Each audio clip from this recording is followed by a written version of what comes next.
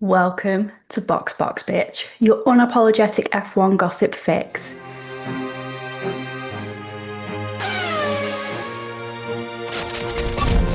This weekend, we're at Zandvoort, the Dutch Grand Prix. Packed grandstands, seas of orange smoke, and a track that's part roller coaster, part gladiator arena. The atmosphere absolutely electric because when it's Max Verstappen's home race, the energy goes through the roof. And qualifying, it gave us everything. Shocks, near misses, big names under pressure, and a pole fight that went all the way down to the final lap. The kind of session that left jaws on the floor and fans screaming either with joy or screaming into their stroop waffles. So let's get into it. Who's over-delivering, who bottled it, and what it all means for Sunday. Lando Norris wasted no time putting McLaren on the gas in FP1. He topped the session with a 1:10.278, leading teammate Oscar Piastri and Lance Stroll. Talk about reminding the world who owns the MCL 39. But the session wasn't just fast laps. Hamilton spun the Ferrari for his first scare of the weekend and came in with flat spots all around. Then Tsunoda had an off, followed by rookie Kimi Antonelli beaching himself in the gravel in turn 9. Enter the red flags. When practice resumed, Norris's original effort held firm. Behind him, Oscar Piastri, Stroll, Alonso and Albon. Verstappen had been on top early, but the McLarens claimed control. McLaren continued their Friday dominance as Norris topped FP2, clocking a 1:08.980 to lead Alonso and Piastri, and setting a clear marker for the weekend. Two red flags disrupted the flow. First was Stroll crashing heavily into the banking at turn 3. He's okay, but the damage looked brutal. Then Williams' Alex Albon ended up beached after another off, ending his session early. Amid the wrecks, Haas's Behrman and Kick Sauber's Hulkenberg popped up near the top for a moment, but Norris's pace remained unchallenged. Verstappen couldn't match it, slotting in behind Russell. By FP3, this weekend was looking like McLaren madness. Norris topped the times again, this time setting a stellar 1:08.972. Not to be outdone, Piastri was still a solid second, a full 2 tenths behind. Wet conditions at the start kept everyone cautious, but once the track dried, the McLaren stamped their authority. Russell was next best, then Sainz and Verstappen. The Dutch crowd must have been holding their breath with that order. Drama didn't stop, and Russell narrowly avoided Alonso entering the pits. Another incident under investigation. And once again, Ferrari and Alpine struggled, with Leclerc, Hamilton and the others trailing well behind.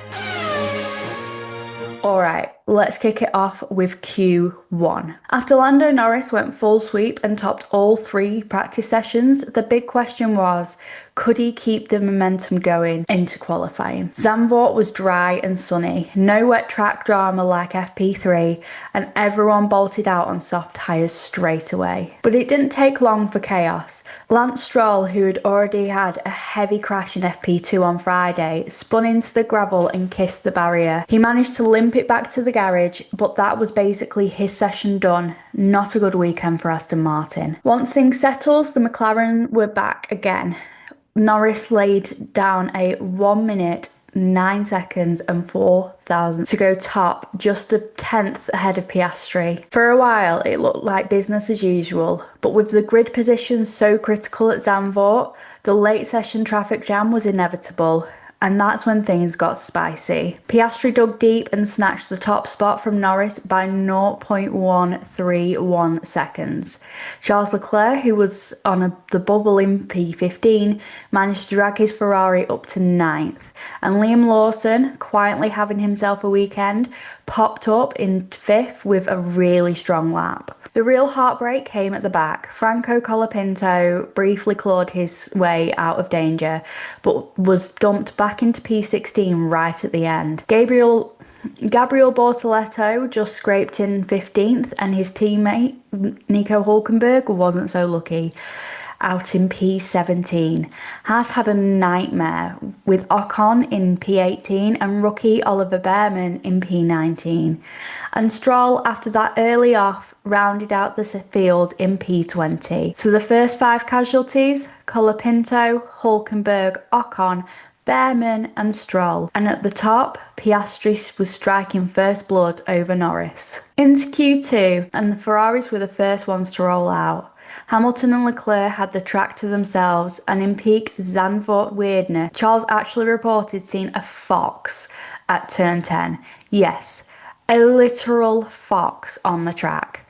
Don't worry, it got away safely, but that's not the wildlife Ferrari fans were hoping to see this weekend. Then the heavy hitters joined the party. Max Verstappen lit up the grandstands with an early lap of 109.1, half a second clear of Antonelli. The Dutch fans were roaring until Lando Norris ripped it all away with a 108.874. Piastri slotted in just 0.09 seconds behind his teammate, making another McLaren 1-2. But it wasn't all smooth. Verstappen was fuming after tripping over Norris out on track. Lando looked like he was trying to keep off the line, and Max was not impressed. The home crowd let out a few groans, but the time stayed on the board. As the session wound down, the midfield got scrappy. Gasly pulled himself up to a P10, but was immediately shoved back out when Carlos Sainz jumped into 8th. Alex Albon couldn't fight back, dropping to P13 and letting everybody know on the radio exactly how unhappy he was. Meanwhile, Liam Lawson continued his strong run, sneaking through into P8, and Fernando Alonso muscled his Aston up into P7. All of that shuffled Kimi Antonelli out of the top 10. He ends up in P11, just missing out on Q3. Behind him, Tsunoda in P12, Bortoleto P13, Gasly in P14, and Albon in P15. So the 5 more casualties: Antonelli, Tsunoda, Bortoleto, Gasly and Albon. And at the sharp end, Norris back on top, Piastri right behind, and Verstappen forced to play catch-up heading into Q3. And then we had Q3, the big one. After splitting the honours in Q1 and Q2, it was clear that it was going to be another McLaren shootout. Piastri and Norris hit the track early, and Oscar laid down a monster 108.662 to grab provisional pole. Norris crossed the line just 0.012 seconds behind. That's basically a blink of an eye. The margins could not have been tighter. Behind them, George Russell looked like the nearest threat at first, but then Verstappen rolled out. The home crowd roared with a lap that slotted him into 3rd. Ferrari, Hamilton and Leclerc tucked in behind in 5th and 6th. Solid, but nothing to scare the McLarens. The rest of the order after the first runs: Hadjar impressively up in 7th, and Alonso, Sainz and Lawson filling out the top 10. Then came the final showdown. Norris went out ahead of Piastri, and we got this brilliant back and forth on the timing screens. Oscar quicker in sector 1, Lando striking back in sector 2, and then as the dust settled, neither of them improved their time, which meant that Piastri's earlier lap held pole position by just 0.012 seconds over his teammate. Verstappen had one more crack at it, going fastest of all in the middle sector, but he couldn't carry it through to the line. He stayed in 3rd, and the real surprise? Isack Hadjar. The Racing Bulls rookie pulled off a stunning lap for a career best of P4. That's ahead of Russell in 5th, then the Ferraris, Leclerc 6th, Hamilton 7th, and Lawson, Sainz and Alonso rounding out the top 10. So the story of Q3, McLaren dominance, Verstappen stuck in 3rd at home, and a rookie in the top 4. Zandvoort qualifying gave us drama, fine margins and a grid that promises fireworks on a Sunday. Okay, let's talk about the big winners from qualifying in Zandvoort, because there were some seriously standout performances. First up, Oscar Piastri. He's a headline act, no question. After Lando Norris dominated every single practice, it looked like qualifying was going to be his to lose, but Piastri pulled it out when it really mattered. His pole lap, a 1:08.662, the fastest we've ever seen around Zandvoort, and the gap to Norris just 0.012 seconds. That's literally a blink of an eye. That is clutch driving under pressure, and it tells you everything about how comfortable Piastri has become at that sharp end of the grid. Now let's give Lando his flowers too. Even though he missed out on pole, his weekend has been flawless up to this point. Quickest in all 3 practice sessions and setting the tone from the very start, and forcing Piastri to dig deep to beat him. If anything, Lando deserves as much credit for pushing Oscar to that level. He raised the bar and then turned it into one of the closest intra-teams battles we've had all year. But if the McLaren boys were expected up front, the real surprise came from rookie Isack Hadjar. The Racing Bulls kid stuck it in P4. That's his career best qualifying, ahead of George Russell's in Mercedes and the both Ferraris. He even said afterwards it was his best lap of his career, that the car was just perfect underneath him, and honestly, it showed. That's a huge statement for a rookie, especially at a circuit as demanding as Zandvoort. On the strategic side, credit where credit is due. McLaren absolutely nailed the conditions. Piastri's pole lap not only secured the top spot, but broke the circuit record. Norris had set a temporary record in Q2, but Oscar found that little bit extra when it counted. And Verstappen, respectable in P3, but it really shatters the myth that a home crowd is enough to carry you into the front row. McLaren owned qualifying from start to finish. And finally, a little bonus moment. Charles Leclerc and the Fox. Yep, only in Formula 1. During Q2, Leclerc reported a Fox run across turn 10. Thankfully, no harm done, but social media had a field day. Forget track limits, Ferrari had to deal with actual wildlife. You cannot make this stuff up. So yeah, the big winners. Piastri's ice-cold pole lap, Norris's relentless pace, Hadjar's rookie magic, and one very cheeky Dutch Fox.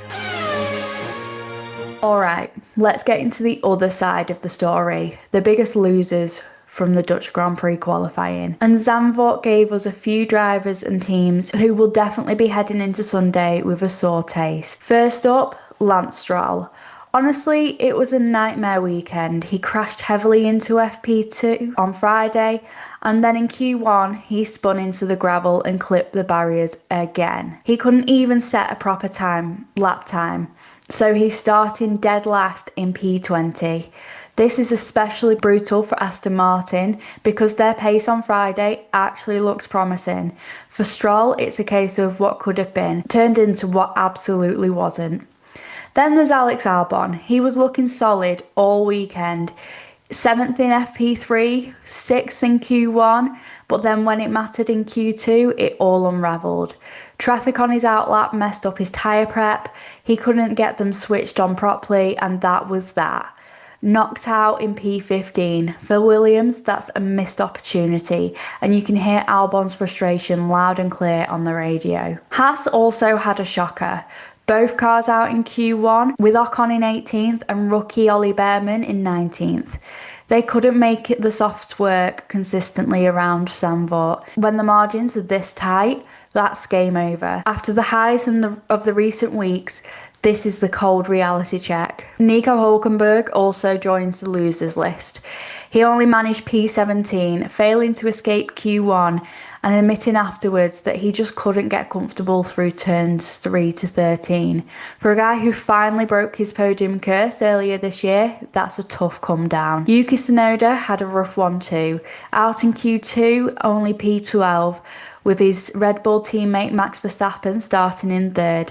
At the time when Yuki needs to be proving he belongs in that seat, that's not the gap that you want to see on paper. And let's talk about Kimi Antonelli. The Mercedes rookie has been showing flashes of brilliance this season, but he just missed the cut in Q2, landing in P11. It wasn't a disaster, but between his FP1 off and a small mistake in Q2, it was enough to cost him a shot at Q3. Close, but not quite. And then we get to Ferrari. Both cars made it into Q3, sure, but P6 for Leclerc and P7 for Hamilton, nowhere near the McLaren, nowhere near Verstappen. Leclerc admitted that weaknesses in Ferrari's car were brutally exposed by Zandvoort's layout, and Hamilton said the team just can't seem to consistently unlock the car's pace. It's not catastrophic, but it's definitely disappointing for the team, sitting second in the championship. And finally, a slightly controversial one. Lando Norris. On paper, P2 is fantastic, and after topping every race, every practice session, dominating the build-up and looking like the man to beat, missing out on pole by 12 thousandths of a second to his teammate Oscar Piastri will sting. In the context of their championship fight, it feels like a missed opportunity. Lando's not out of the race by any means, but in this McLaren civil war, every little advantage counts. So the biggest losers: Stroll's nightmare weekend, Albon and Williams missing their chance, Haas and Hulkenberg struggling, Tsunoda and Antonelli falling short, Ferrari's underwhelming, and Norris just missing out on what could have been a perfect Saturday. Alright, let's get into the standout moments of the Dutch Grand Prix qualifying, the stuff that made this session so good. First and foremost, it has to be McLaren. Not just because they locked out the front row, but because the fight between Oscar Piastri and Lando Norris was so intense. Lando had owned the weekend, fastest in all three practice sessions, but when it really counted, Piastri pulled it out of the bag.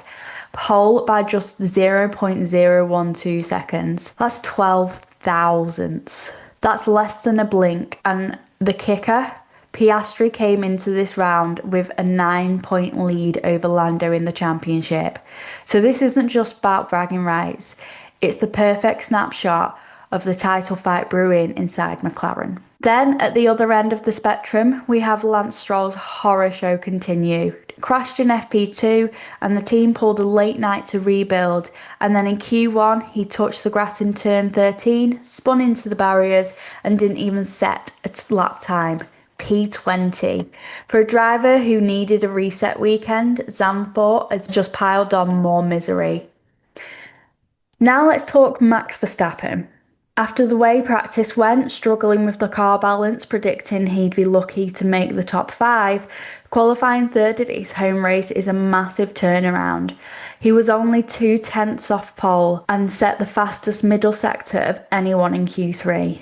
The orange-clad fans went wild, and honestly, it's exactly the kind of fight back you'd expect from Max at Zandvoort. One of the most exciting stories of the day, though, Racing Bull's Isack Hadjar absolutely nailed it with a career best. For a rookie, that is huge, and Liam Lawson backed it up with P8, giving the Racing Bulls one of the strongest qualifying showings in years. If they can convert that on Sunday, that would be massive for their constructors fight.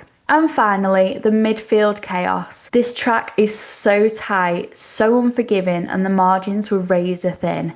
In Q1, the top 18 drivers were separated by just 0.8 of a second. 0.8, that's nothing.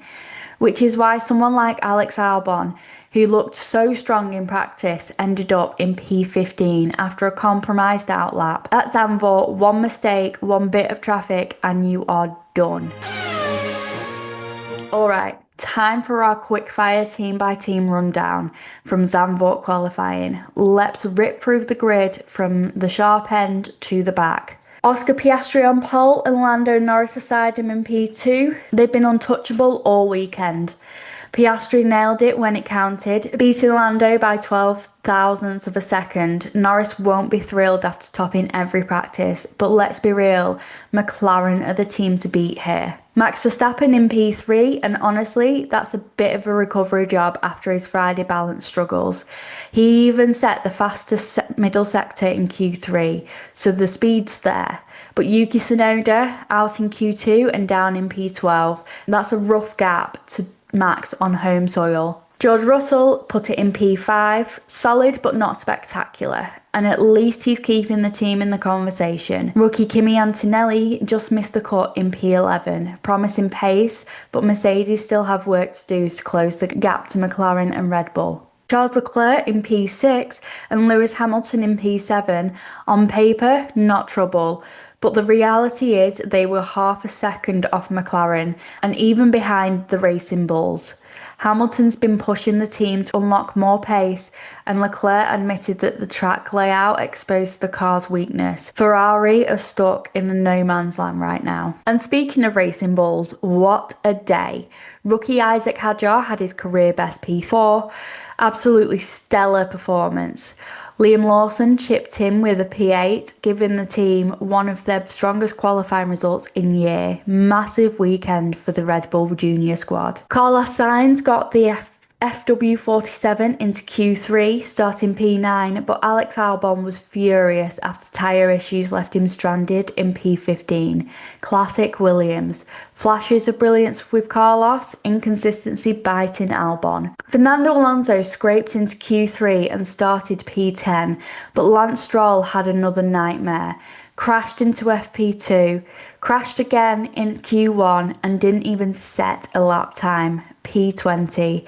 It's been a weekend for him to forget. Pierre Gasly made it into Q2 and starts P14. Franco Colapinto out in Q1 with P16. The car just doesn't have the pace and they're still bouncing around the lower midfield. Gabriel Bortoleto made it through to Q2 and grabbed P13, but Nico Hulkenberg couldn't escape Q1, lining up P17. Sauber are inconsistent at best, and this weekend has no exception. And bottom of the pile, Esteban Ocon P18 and rookie Ollie Behrman in P19. Both cars out in Q1, nowhere near the fight. They've got a lot of work to do if they want to scrape points on Sunday. So what does all this mean for Sunday's race at Zandvoort? Let's break it down. First up, McLaren. A front row lockout with Piastri on pole and Norris alongside him puts him in complete control of the start. They can dictate pace, manage the strategy, and in theory run their own race. But here's the catch. Piastri and Norris aren't just teammates, they're also championship rivals. We've already seen how tight it is between them. You just know that any safety car, pit stop overlap, or a cheeky undercut attempt could spark fireworks inside the garage. McLaren had the advantage, but they've also got a political headache brewing. Now Verstappen, starting P3 at home, he's not out of this by any stretch. He's got the crowd, he's got the aggression, and crucially, he's got a fresh set of softs that he saved in qualifying. That could give him the edge of off the line or in the pit cycle. And let's be real, you can never rule out Max Verstappen at Zandvoort. The Sea of Orange will expect nothing less than a win, and that pressure alone makes him a huge factor. Then there's the Racing Bulls. Isack Hadjar lining up in fourth is a brilliant story, but the question is, can he hold it? He's got Russell, Leclerc and Hamilton breathing down his neck. Even if he can't stay in P4, every lap he keeps those big names behind him is a win for Racing Bulls. And his teammate Liam Lawson in 8th gives them a real shot at a double points finish. The midfield is where things get messy. Russell in P5, Leclerc in P6, Hamilton in P7, all of them stuck in that Zandvoort traffic jam. This track is notoriously tough to overtake on, so the start and pit stops are everything. Ferrari boss Fred Vasseur has already said it's going to come down to strategy between their guys, while Toto Wolff and George Russell are banking on the Mercedes long run pace to move them forward. But honestly, unless someone nails the start, it could be a long afternoon stuck in that train. And let's not forget the weather. There's still a risk of rain hovering over Sunday, and if it hits, all bets are off. Rain can throw the strategy into chaos, create chances for overtakes, and maybe even hand the advantage to a team willing to gamble. Add in the fact that Pirelli have brought softer compounds this year, and tyre management is going to be key. A two-stop strategy might actually be faster than the traditional one-stop, which only adds another layer of drama. At the back, Lance Stroll, starting dead last after the Q1 crash, and at Zandvoort of all places. With overtaking this tough, he's basically praying for chaos or a safety car to salvage anything from this weekend. Alright, let's wrap up this quali breakdown with some hot takes and race predictions because Zandvoort is set up for pure chaos and I've got thoughts. Hot take number 1. McLaren are about to give us drama. Piastri and Norris locking out the front row is a dream for the team, but a nightmare to manage. Only 9 points separate them in the championship, and we just saw how razor thin the margin is between them. 12 thousandths of a second. If there's a dodgy team order, a pit stop overlap, or a little wheel-to-wheel contact, the Papaya Wars are officially on. Hot take number 2. Isack Hadjar isn't just a one-hit wonder. The kid is the real deal. Starting P14 in the Racing Bulls is massive. But with the way this circuit punishes mistakes and rewards consistency, if there's chaos up front, Hadjar is my dark horse for a podium. Imagine a rookie spraying champagne alongside Verstappen and the McLarens. It's not impossible. Hot take number 3. Verstappen will not have an easy time at home.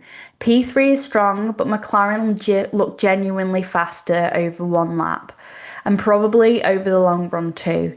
Even Helmut Marko admitted Red Bull are only on par with McLaren right now. So Max is going to have to earn every inch if he's going to want to get by Piastri and Norris. With the Dutch crowds pushing him on, expect elbows out. This isn't going to be a walkover. Hot take number 4. Don't sleep on Ferrari's race pace. Yes, qualifying was disappointing. P6 and P7 is not where they want to be. But both drivers hinted that the setup is more tuned for the long runs. Hamilton, of all people, actually sounded optimistic afterwards, which almost never happens on a Saturday. I wouldn't be shocked if they're fighting Russell for P5, maybe even higher if strategy swings their way. And hot take number 5. Someone from the back is scoring points. Zandvoort is tight, the walls are close, and with rain hanging over the forecast, a safety car feels inevitable. This could be the kind of race where someone like Albon from P15 or even a Haas throws on the right tyre at the right time and suddenly sneaks into the points. Now, my race predictions. Race winner, I'm saying Oscar Piastri. He's got the momentum, he delivered under pressure, and psychologically, the pole lap gives him the edge over Norris. Podium, Piastri, Norris, Verstappen. The McLarens look too good right now, but Verstappen's not going to let his home race pass without a fight. He'll keep them honest all the way. Big climber, Alex Albon. He may be starting in P15, but he's got the racecraft, and the Williams looks racier than its quali position suggests. Safety cars, at least 1, maybe 2. This track doesn't forgive mistakes, and if the rain hits, buckle up. And the curveball prediction, watch out for a surprise midfield star. If conditions go wild early, someone like Alonso in P10 or Lawson in P8 could throw themselves right into the podium contention with the right strategy call. And that's a wrap on qualifying in Zandvoort. McLaren locked out the front row, Verstappen's got some work to do from in front of his home crowd, and the midfield is tighter than a DRS train. Sunday is shaping up to be absolute chaos. Make sure you hit follow on Bitch so you don't miss tomorrow's race day breakdown, because if this quali is anything to go by, the Dutch Grand Prix is going to give us plenty to scream about. I'll have all the drama, all the strategy fails, and of course all the gossip you won't get anywhere else. In the meantime, come and join the conversation on Instagram and TikTok. I want to know who you're backing to win tomorrow. Is it Oscar's cool head, Lando's revenge drive, Max with the home crowd behind him? Drop your takes and I might read them out on the next episode. Thanks for listening. I'm Amy. This is Bitch. And remember, in Formula One, nothing's faster than the drama. See you tomorrow.